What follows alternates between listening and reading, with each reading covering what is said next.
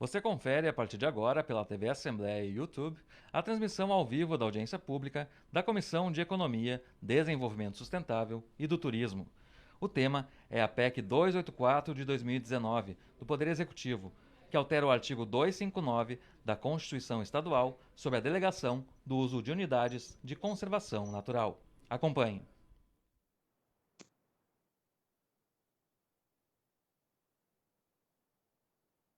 Estamos no ar, deputado Adolfo Brito.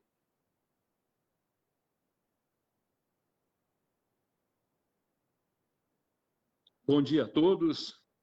Estamos iniciando mais uma reunião da Comissão de Economia da Assembleia Legislativa, hoje em audiência pública, para análise da PEC 284/2019, que visa alterar a redação do artigo 259 da Constituição do Estado do Rio Grande do Sul.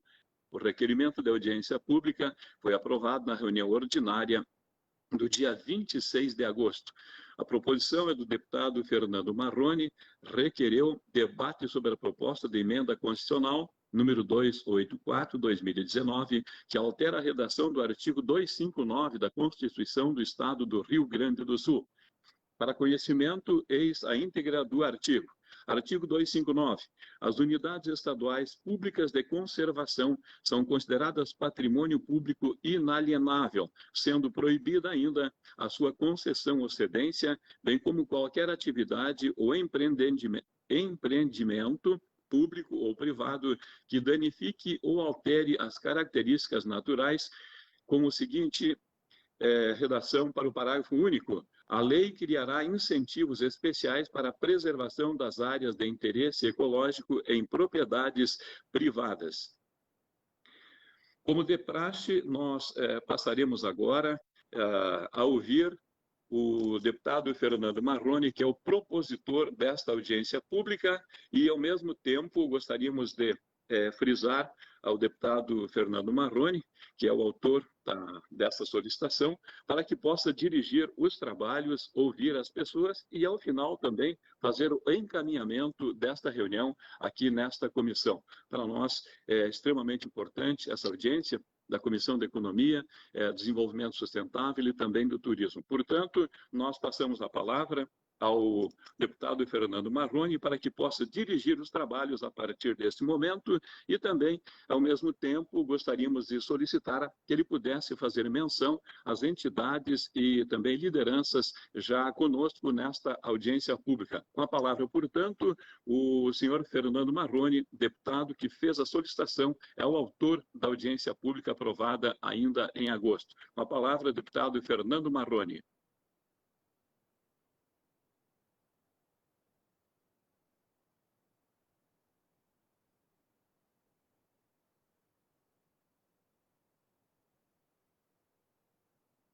Está fechado o áudio do deputado.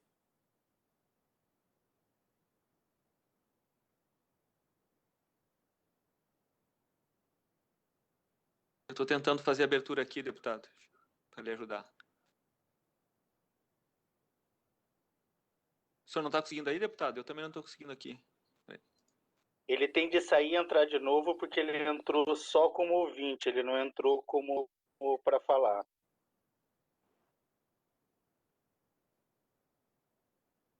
Não está funcionando o áudio do deputado Fernando Marrone. Ele vai sair da sala e já retorna, então, para poder fazer...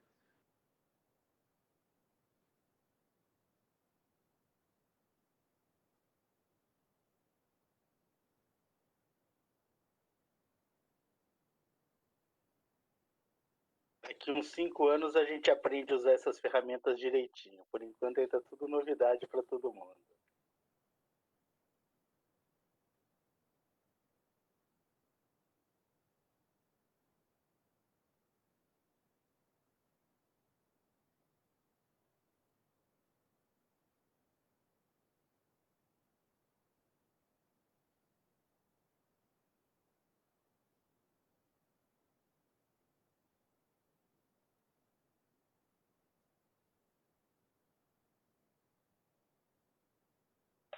Bom dia!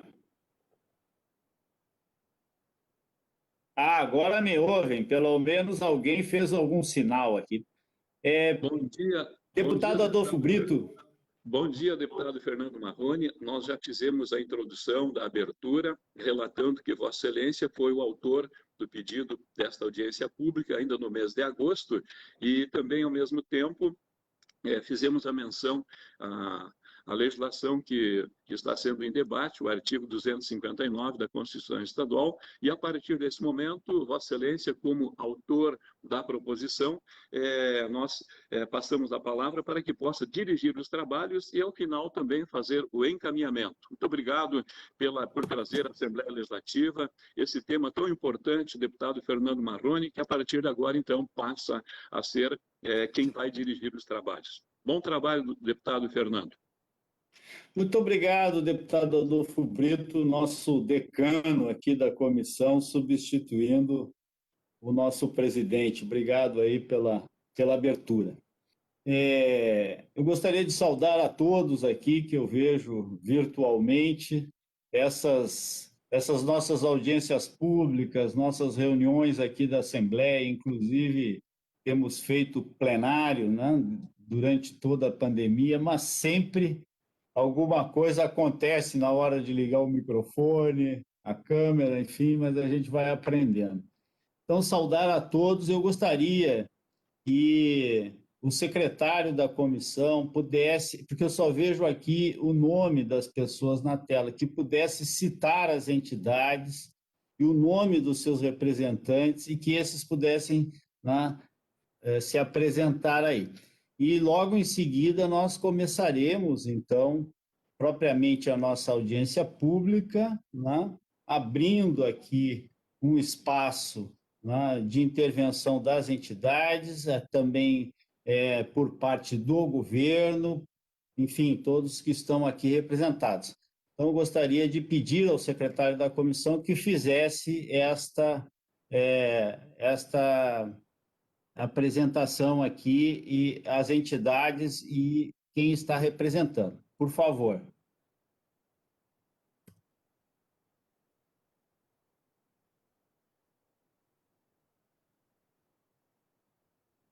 O secretário não nos ouve, eu vou começar aqui, então, pela tela.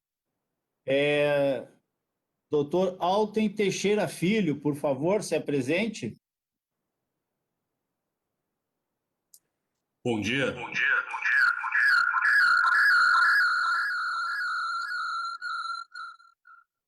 Eu não sei se está dando eco para todo mundo.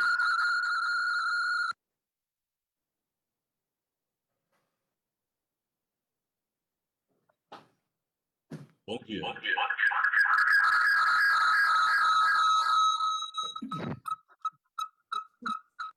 Senhor Alten, o senhor está com duas telas abertas, talvez seja por isso.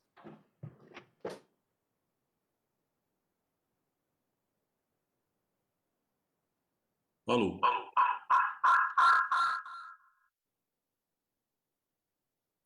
Doutor Alten, o senhor ouviu a nossa secretária alertando que o senhor pode estar com duas telas abertas, uma no celular, uma no computador, enfim. Eu vou passar aqui para o doutor Antônio Soler para se apresentar, então. Depois o senhor volta. Bom dia a todos e a todas. Me chamo Antônio Soler, sou advogado da área ambiental e quero saudar os presentes e as presentes, em nome aqui da Assembleia Permanente de Entidades de Defesa do Meio Ambiente do Estado do Rio Grande do Sul, a APDEMA, e também da organização não governamental a qual eu pertenço, que é o Centro de Estudos Ambientais, com atuação na zona sul do estado, notadamente no Pampa Sulino, em Rio Grande e em Pelotas. Um abraço a todos, estamos à disposição aí para fazer um bom debate, uma boa conversa. Obrigado, doutor Soler. Obrigado. Eu vou...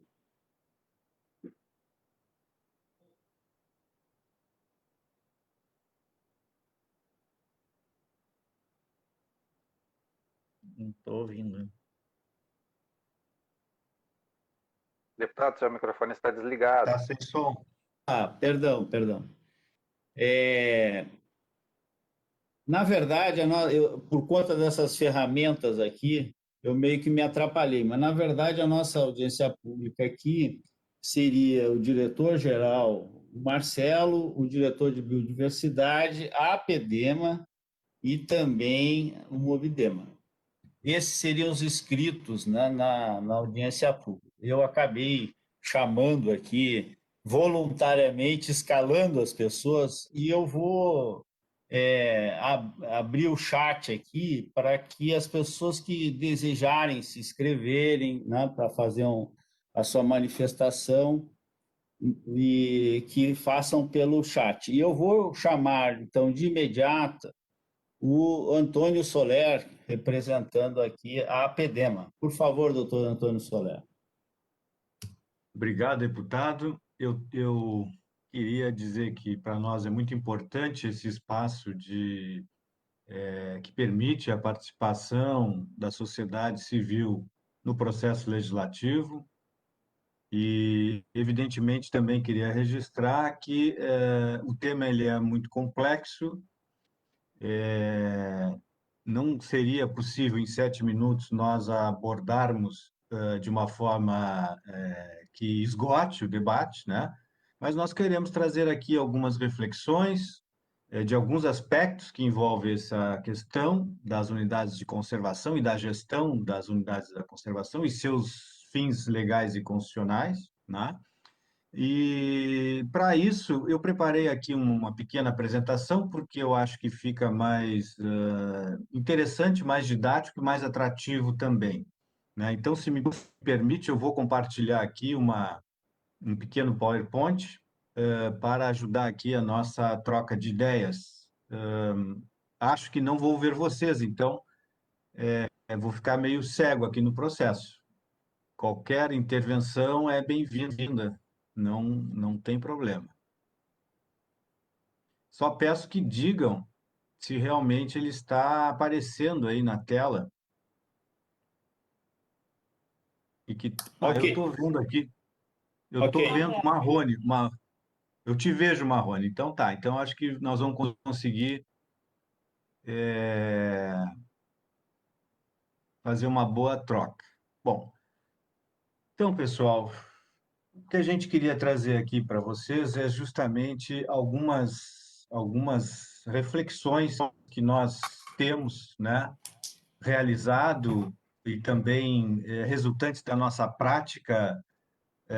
Quando eu digo nossa, eu digo do movimento ecológico do Rio Grande do Sul e também a minha, especialmente, né, tanto na área do direito ambiental, né, como na área da gestão pública, pois tive a oportunidade de ocupar alguns espaços públicos ligados à gestão ambiental, inclusive com relação a unidades de conservação.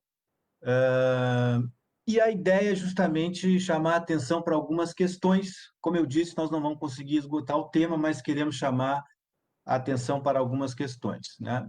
Primeiro, chamar a atenção de todos nós, né? Vamos tentar começar da base desse processo, que é o artigo 225 da Constituição Federal, que diz que todos têm direito ao meio ambiente ecologicamente equilibrado, bem de uso comum do povo.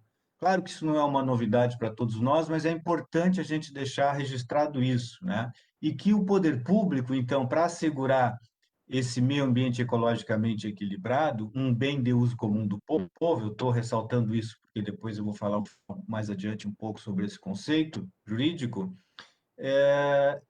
o poder público deve criar, então, espaços protegidos, áreas protegidas, que são as nossas unidades de conservação, e a Constituição Federal diz que está vedada qualquer utilização dessas áreas que comprometa a integridade dos atributos que justifiquem a sua proteção, né? Porque se nós estamos criando uma área para proteger determinados atributos de um ecossistema ou de um bioma, nós não podemos, depois de criar esta área, né, comprometer esses atributos, seria um contrassenso. Então, acho que isso são questões importantes que nós precisamos deixar registrado.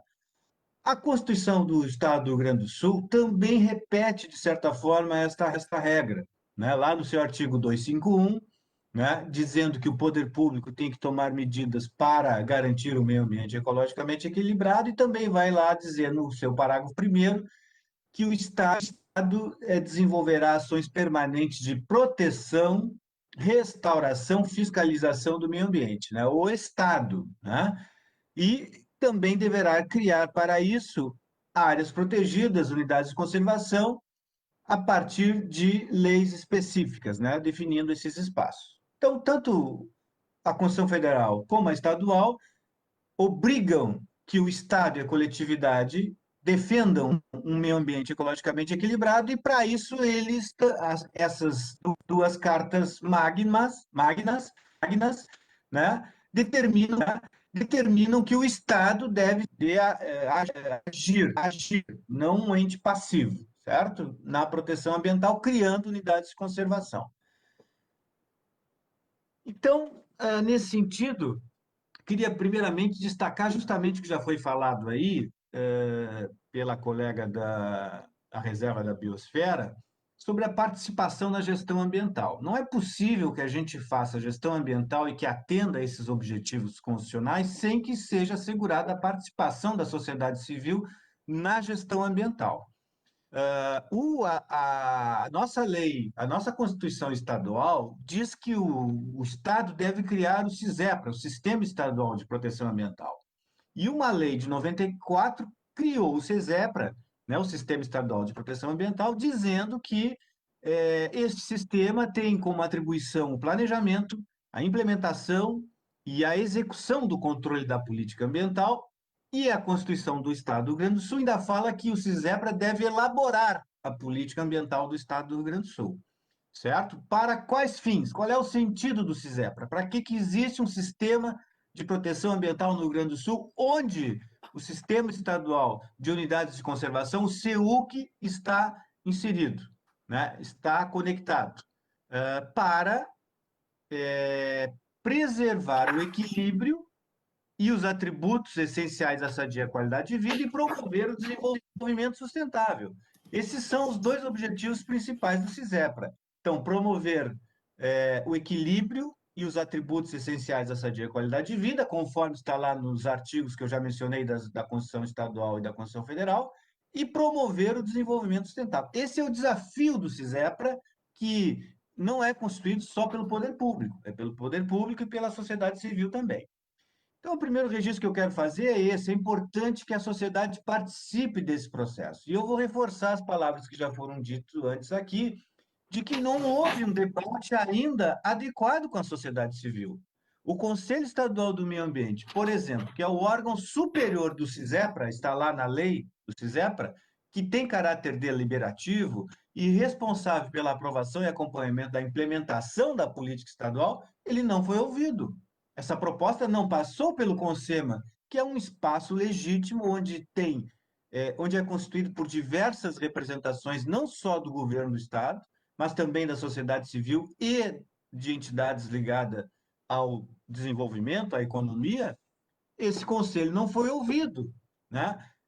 Então, nós precisamos ouvir o CONSEMA, assim como também os colegiados ambientais locais, notadamente ou especialmente aqueles onde temos unidades de conservação objeto dessa PEC, né? Diversos municípios vão ser atingidos e regiões vão ser atingidas por essa PEC, e nós também não ouvimos os conselhos locais, não ouvimos os comitês de bacias, né? Não ouvimos os órgãos gestores, como já foi dito aqui, das unidades de conservação. Então, o Estado do Rio Grande do Sul, ou melhor dizendo, o governo do Estado do Rio Grande do Sul, ele deve observar esses princípios constitucionais, especialmente da participação, e dar espaço para que a sociedade civil participe, assim como a Assembleia Legislativa está fazendo hoje, ainda que de forma insuficiente, porque não é possível, numa audiência pública, nós esgotarmos esse tema, né? Então, essa é a primeira questão importante do método, né? O método não está sendo democrático, ele precisa, por exigência constitucional, ser democrático, né? Ainda que nós já tenhamos visto, como o professor Alten falou, alguns exemplos de autoritarismo na gestão ambiental no Brasil, no Rio Grande do Sul e em alguns municípios, né? Então, isso não pode ser desta maneira, ainda mais em tempos de pandemia, onde nós temos aí uma dificuldade de sair de casa para atividades essenciais, né? Como comprar comida e etc. Buenos. Falando do SEUC, o SEUC, eu tive a oportunidade de participar, enquanto conselheiro do Conselho Estadual de Meio Ambiente, lá em meados da década de 90, da construção do primeiro diploma legal do Sistema Estadual de Unidade de Conservação. Inclusive, o Centro de Estudos Ambientais fez uma proposta que acabou, grande parte dessa proposta, virando o Decreto 34.256 de 92 para a constituição do CEUC, né? E nesse sentido, que é o Sistema Estadual de Unidade de Conservação do Rio Grande do Sul, nesse sentido, eu queria destacar aqui também que, além da ausência de democracia no plano e no nível adequado, nós também não temos informações técnicas, dados técnicos sobre esse projeto que justifiquem a medida de alteração tão drástica da Constituição, porque uma medida de emenda constitucional, apesar de ser corriqueiro nos parlamentos, sob o ponto de vista da Constituição, é drástico, é uma ferida, é um desgaste profundo da nossa lei principal, que é a Constituição do Estado do Rio Grande do Sul, no caso do Estado do Rio Grande do Sul, evidentemente, né? Então, não há nenhum dado técnico, 2 minutos, não há nenhum, vou correr, não há nenhum dado técnico que justifique, né? Pelo menos claramente, eu queria que os representantes do governo do Estado explicassem para nós qual é o orçamento público do governo do Estado, quanto do orçamento público o governo do Estado gasta hoje em unidades de conservação, quanto vem do Fundo Estadual do Meio Ambiente, quanto o Estado vai economizar se for levada adiante esta PEC, né? Qual é a importância das unidades de conservação para a economia do Rio Grande do Sul e para a economia das regiões onde estão as unidades de conservação, né? Qual é o impacto da PEC, positivo e negativo, na economia do Rio Grande do Sul e dos municípios da região onde tem unidade de conservação? O Estado do Rio Grande do Sul propôs uma alteração drástica à Constituição e não apresentou esses dados, né? Lembrando que a Mata Atlântica e o Pampa são os biomas brasileiros mais degradados, e o Pampa é o menos protegido, só com 2,7% da sua área em comunidades de conservação. Correndo aqui rapidamente. Lembrando também outra questão, eu gostaria que o Estado do Rio Grande do Sul também respondesse como que ele vai implantar as unidades de conservação pendentes. Aí eu trago o exemplo dessa mata belíssima, que é o Delta do Camaquã, que é o único delta lagunar do Brasil, e que foi criado em 1975, o Parque Estadual, e até hoje ele ainda não foi transformado devidamente no parque como ele deve ser. Quais são as medidas para implementar as unidades de conservação pendentes, né? Que tem várias, não é só no Pampa, a maioria das unidades de conservação estão pendentes, né? Como Podocarpus também, né? E outras unidades de conservação. Vamos pegar rapidamente, deputado, os Estados Unidos, que é o exemplo deste modelo, o dito exemplo de modelo capitalista mundial, né? O berço das unidades de conservação, vamos dizer, modernas, contemporâneas, né? Que é justamente o Parque Nacional de Yellowstone, tem a foto ali, que foi criado em 1872, e eu posso falar com alguma propriedade sobre essas questões, porque eu estudei e participei de alguns eventos nessas unidades de conservação lá nos Estados Unidos, especialmente essas que eu coloquei as fotos aí, que são fotos minhas, né? Como é que é feito lá? No modelo capitalista mundial e berço da criação das unidades de conservação, notadamente os parques nacionais. Bom, lá tem 418 áreas protegidas, né, por um órgão chamado National Park Service, né? Mas somente 100 parques e monumentos são explorados pelo turismo e para atividade de recreação, né? Através de quê? Através da privatização, da entrega para a iniciativa privada? Não. Os Estados Unidos, o berço do capitalismo, ele não entregou as suas unidades de conservação para a iniciativa privada, ele não deu, não vendeu, não alugou, ele fez concessão. Concessão são 500 contratos de concessões através do Departamento do Interior, que é o órgão que administra, né, seria o nosso ICMBio aqui no Brasil, né? Ali uns dados interessantes, né? Mas ele investe também nas unidades de conservação lá. Ele investiu 3,2 bilhões de dólares nas unidades de conservação, nos parques e outros monumentos protegidos lá, gerando 306 mil empregos diretos e movimentando 35 bilhões de dólares, ou seja, para cada dólar que o governo dos Estados Unidos desembolsa em unidades de conservação, voltam 10 dólares para a economia, gera 10 dólares para a economia, ou seja, é um retorno fantástico, né? Tudo isso investido em parques e monumentos naturais, apesar dos 500 contratos de concessão. Ou seja, se o governo do estado do Rio Grande do Sul pensa que se livrando, né, se a ideia é essa, eu não sei, eu queria ouvir aí os representantes, né, se livrar das unidades de conservação vai simplesmente resolver o problema de orçamentário ou econômico, há um grande engano nesse sentido, né? Eu falo isso porque, como a justificativa do projeto de lei não é clara, não temos essas informações. E para encerrar, então, eu queria dizer ali, ó, que essas concessões, deputado, elas só são para serviços de apoio à visitação e ao turismo, só para serviços de apoio à visitação e ao turismo e não são para a gestão das unidades de conservação. Inclusive, isso já está previsto na nossa lei federal. Não há nem necessidade de alteração da nossa Constituição, porque uma lei de 2018 já prevê isso, né? E eu só queria dizer, então, que a proposta que nós deixamos aqui para iniciar a conversa, entre outras que nós temos, é que, se houver uma ideia de explorar o capital privado das unidades de conservação, que seja restrito a isto, a serviços de apoio à visitação e turismo, conforme já está na lei federal, conforme já é possível. Ou seja, essa proposta de emenda constitucional, sob o ponto de vista jurídico, legal e até político, diria, ela é extremamente desnecessária, ainda de colocar em risco... Está cansada? Ela mandava para mim. Além de colocar em risco aí a integridade das nossas unidades de conservação. Inicialmente era isso que eu queria deixar aqui para todos e todas, e fico à disposição para a gente aprofundar o debate. Obrigado, deputado, obrigado a atenção de todos e todas. Obrigado, doutor. Obrigado. Obrigado, Daniel. Então, passo a palavra para o diretor-geral da Secretaria de Meio Ambiente e Infraestrutura, doutor Marcelo, por favor.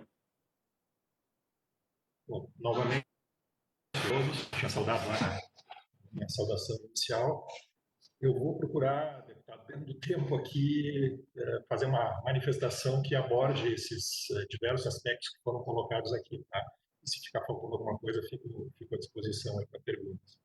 Mas, assim, primeiro, há de se fazer uma distinção entre privatização e concessão, que isso eu vi que várias pessoas aqui utilizaram o termo privatização.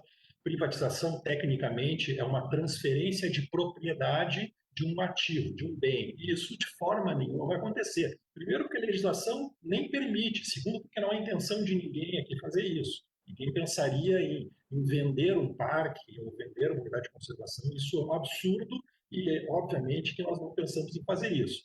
Então, concessão, que é o que se pretende fazer, é o quê?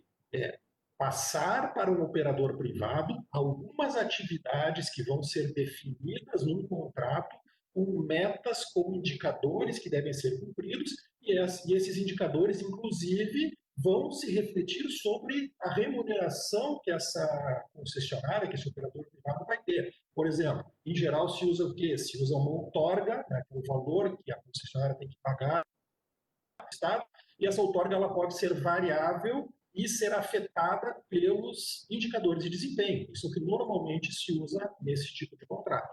Bom, nós não temos ainda os modelos prontos, porque isso demanda estudos. Então, os estudos, para fazer uma concessão, eles normalmente levam em torno de um ano. Então, entre a vontade e a definição de se conceder algumas atividades de algum parque e a assinatura de um contrato, isso, em geral, leva 2 anos. Bom, aí eu ouvi aqui de alguns que não precisaria de alteração legislativa para isso. Precisa sim. Por quê? Porque o artigo, a redação do artigo que foi colocado aqui, ela fala muito bem que é vedada a concessão. E aí alguém falou, não, mas pode fazer uma permissão. Permissão é caráter precário. Como é que nós vamos convencer um investidor a investir 10 milhões, 20 milhões e daqui a um ano a gente vai lá e tira a permissão dele? Não pode, tem que ter um prazo definido, tem que ter um fluxo de caixa que dê o retorno a esse investimento que ele fez. Isso é o normal nos contratos. Então, essa interpretação, apesar de eu saber que alguns aqui, não jurisprudência, é uma interpretação da Procuradoria-Geral do Estado, das assessorias jurídicas das secretarias, da própria assessoria jurídica de deputados. Então, nós entendemos que sim, para dar segurança jurídica.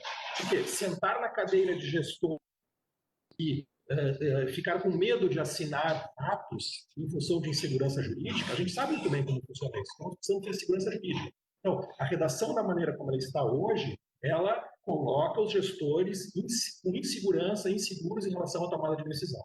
Bom, o que uma concessão da forma que nós pretendemos, da forma que está se fazendo no Brasil, que é, inclusive, espelhada naqueles modelos que foram mostrados aqui, que são utilizados nos Estados Unidos e em outros países do mundo, é justamente isso. A partir de uma definição do plano de manejo de cada unidade, e você sabe muito bem o que é, se faz uma definição de áreas, de zonas, e aí dentro dessas zonas algumas são permitidas para atividades de ecoturismo, atividades de educação ambiental. Essas atividades, então, elas podem ser operadas por um gestor privado.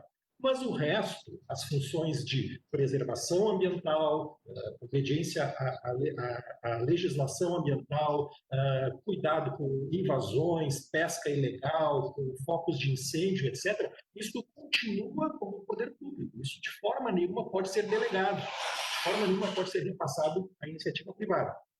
Então, em geral, essas atividades que aí vão ser definidas no plano de manejo de cada uma das unidades, e nós temos sim os planos de manejo, eles estão sendo, alguns estão sendo atualizados, os que não têm estão sendo feitos, tá? Então isso não está parado, como foi colocado aqui.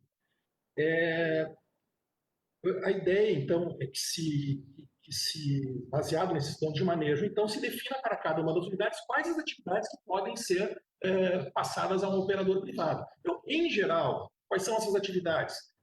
Bilheteria, quando for o caso, uma cobrança de ingresso, o caso de alimentação, ecoturismo, então, tirolesa, arvorismo, escalada, quando houver o caso de algum lago ou rio que possa ser utilizado para caiaque ou qualquer atividade desse tipo, então cada plano vai definir.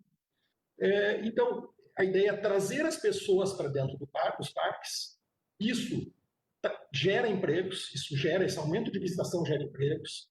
Existe um desenvolvimento das comunidades locais. Por quê? Porque as pessoas não vão lá simplesmente passar o dia. Muitas vezes esses parques ficam longe dos centros das cidades e as pessoas começam a fazer visitação com necessidade de fazer uma pernoite ou 2 pernoites. Então, gera incentivo ao setor hoteleiro, gera incentivo ao setor de alimentação, aos comércios locais, que foi falado aqui. O pessoal aqui, acho que foi o Cláudio que falou de Itapuã, pescadores, essas comunidades que tem, todo mundo ganha com isso. Isso é uma atividade ganha-ganha. E voltando ao exemplo do modelo americano e de outros países, eu falo do americano porque foi trazido aqui, mas outros países, quando se tem investimentos desse tipo nos parques, as comunidades locais crescem junto, existe um desenvolvimento econômico. E um dado importante que não foi colocado aqui em relação nos Estados Unidos, é que 80% das empresas que são ligadas a essas concessões de parques, que nos Estados Unidos também colocado aqui, são em torno de 500 concessões que se tem hoje, são pequenos negócios, negócios familiares. Somente 20% que são de grandes grupos, que aí vão construir, quando for o caso, quando for possível, hotéis, acesso de transporte e outras coisas mais. Então, esse tipo de negócio é um negócio que incentiva o pequeno produtor, o pequeno negócio. Então, isso é um ganha-ganha. E, além disso, a gente também tem a experiência, que é trazida em outros países e que vem sendo feito no Brasil, de que trazer as pessoas para conhecer as unidades de conservação desperta nessas pessoas o interesse de preservar o meio ambiente também.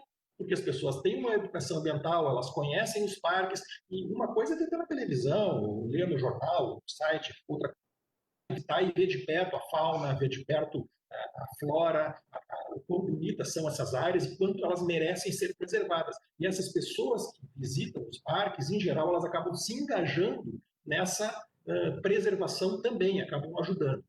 E fora isso, existem exemplos também que normalmente se utiliza isso, que você sabe muito bem, o Estado tem recursos escassos, é por isso que não se faz concurso, por isso que nós temos dificuldade em fazer uma boa gestão até da das unidades de conservação, porque realmente faltam recursos. É um problema. Então, quando, em geral, se coloca nesses contratos também que, além de desenvolver essas atividades que são permitidas pelos planos de manejo, há responsabilidades para o operador privado de dar um apoio nas demais áreas. Então, vou dar um exemplo para vocês que é bem claro. Para quem conhece o parque lá das Cataratas do Iguaçu, hoje existem 4 concessões dentro do parque. O modelo antigo, e o ICMBio agora está fazendo a gestão para uma nova concessão. Inclusive, eu acho que o edital, não sei se está na rua, está saindo. Mas uma das atividades que tem lá é um passeio de helicóptero. Esse passeio de helicóptero, ele deve pagar uma outorga, ele deve pagar um valor anual para o governo federal. Então, em vez de pagar isso em dinheiro, uma parte disso é paga com horas de voo de helicóptero para fiscalização.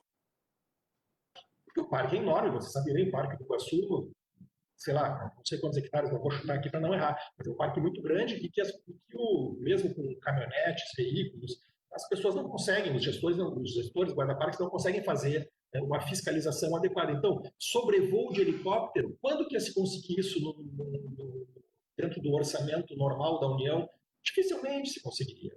Então, isso está lá no contrato e eles utilizam isso para fiscalização. Isso é ouvido dos próprios gestores do parque quando eles estiverem lá.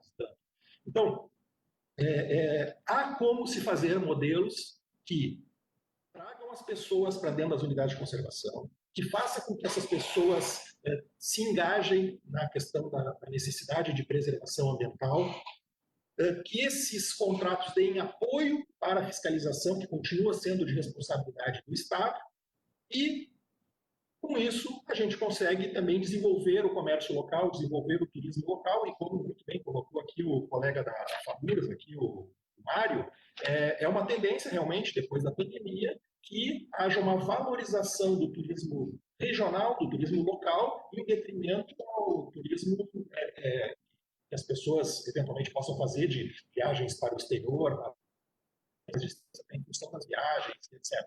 Então, eu procurei aqui resumir uma questão, acho que vai perguntar também, quanto o governo vai economizar com isso? Gente, isso aqui não é uma questão fiscal, nós não estamos querendo economizar dinheiro, nos livrar de despesa para as unidades de conservação. A gente quer desenvolver atividades que não são desenvolvidas ainda, levar as pessoas para dentro dos parques, que essas pessoas se engajem na preservação ambiental e que a gente tenha com isso desenvolvimento econômico das regiões. Então é isso, é um ganha-ganha. Eu não consigo entender como alguém pode ser contra esse modelo, que é o mesmo modelo aquele americano, que até o colega aqui, o Antônio Soler colocou, né, que é o modelo americano, que disse, olha, se for isso aqui nós somos a favor, então convergimos, é isso que nós vamos fazer. Bom, gente, inicialmente é isso. Fico à disposição para alguma pergunta que vocês tenham. Então, muito obrigado, doutor Marcelo. Quem mais ia falar pelo governo do Estado? Está na sala?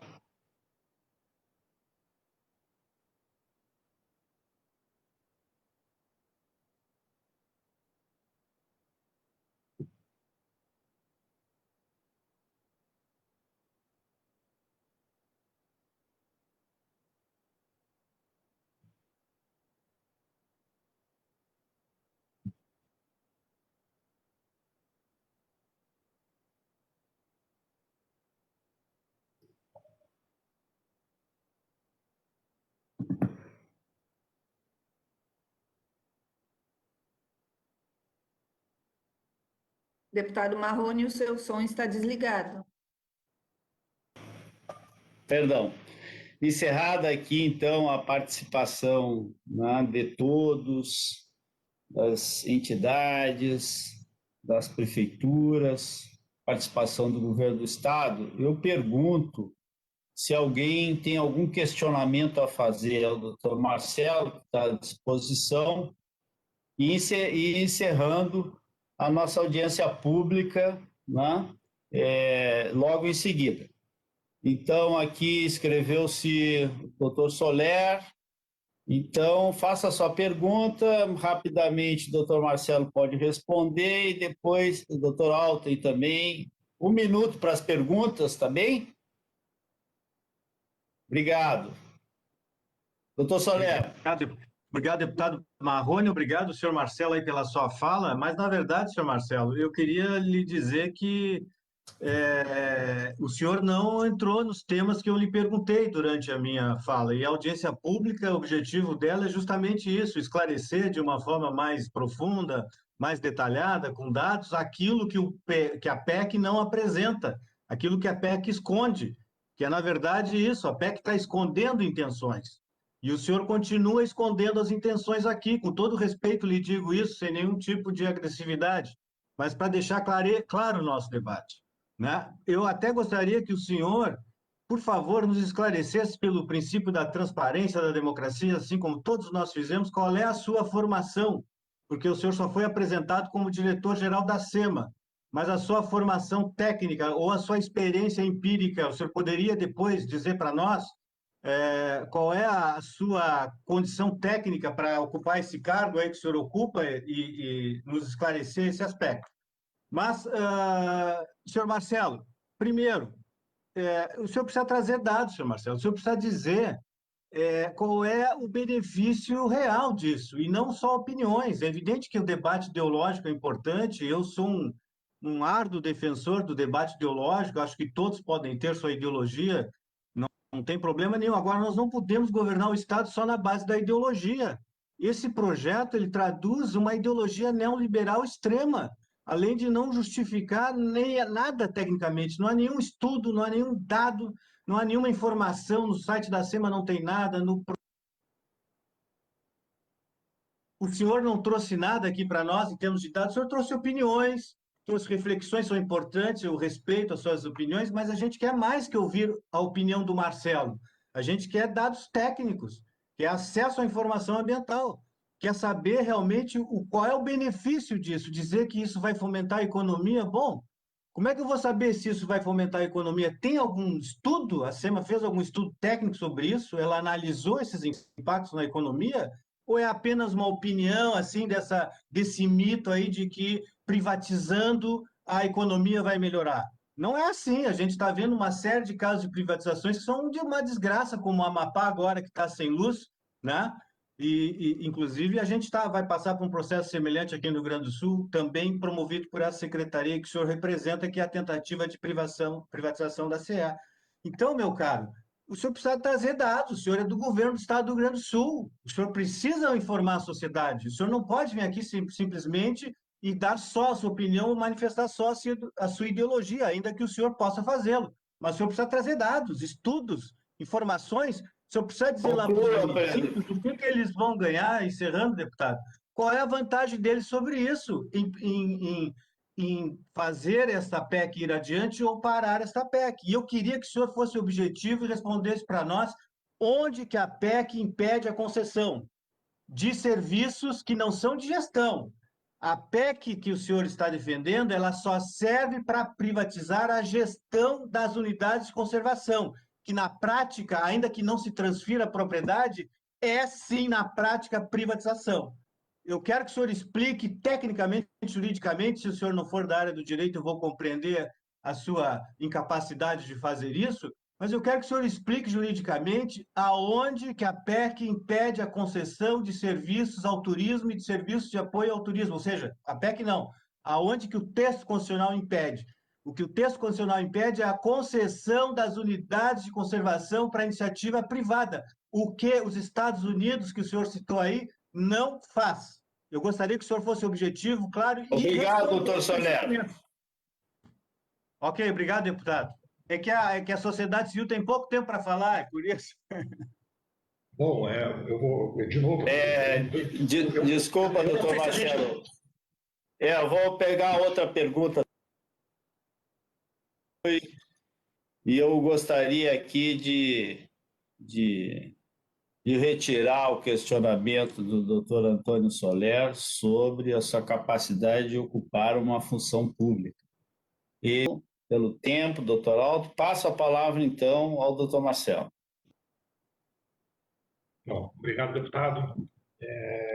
Em pese o senhor ter retirado, né, a questão quanto à minha formação, acho que é importante esclarecer, né, o Antônio Soler, eu sou engenheiro civil de formação, eu sou servidor da Secretaria Estadual da Fazenda há praticamente 14 anos, sou auditor fiscal da Receita Estadual.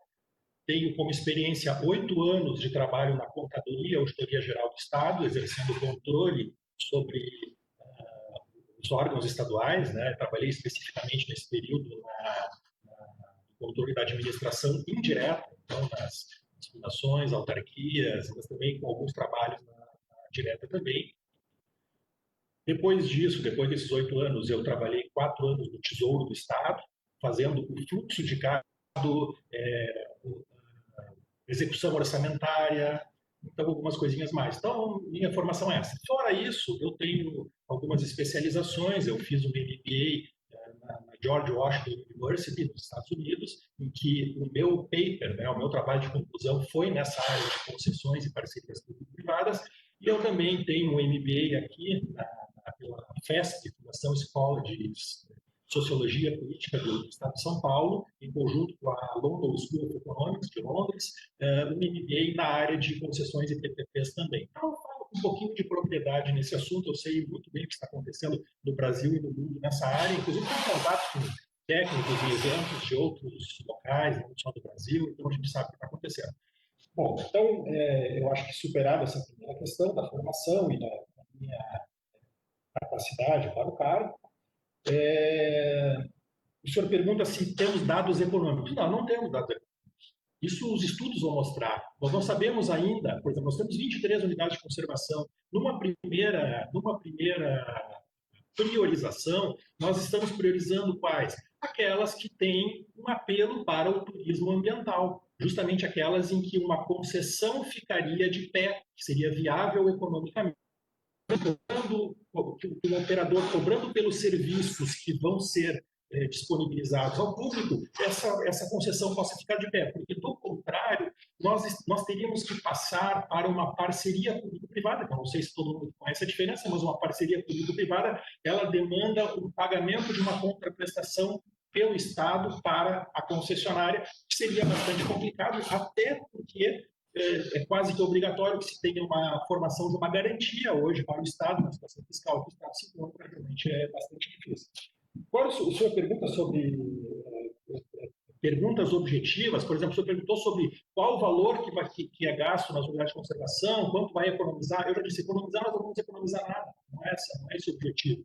E quanto é gasto? Bom, eu não tenho esses dados aqui comigo. Eu não vim para a audiência pública falar sobre concessões para apresentar dados aqui sobre quanto o governo gasta. Eu posso ver esses dados, buscar esses dados, mas eu não vim realmente preparado para isso, para a audiência pública, porque o foco da audiência pública é uma alteração da Constituição para permitir que a concessão seja feita. Isso está vedado, está escrito lá que é vedada a concessão. Então, nós temos dúvidas. Tem gente dentro do Estado que acha que pode, outros acham que não pode, mas na dúvida, para dar segurança aos gestores, a Procuradoria entendeu que sim, que deve ser feita a alteração. É simples, essa é a questão. Tá? Então, e sobre o Alten, eu também respeito a sua opinião, mas o senhor não me fez pergunta, eu não tenho que responder. Então, também não se preocupe, não me sinto ofendido com a sua manifestação, mas eu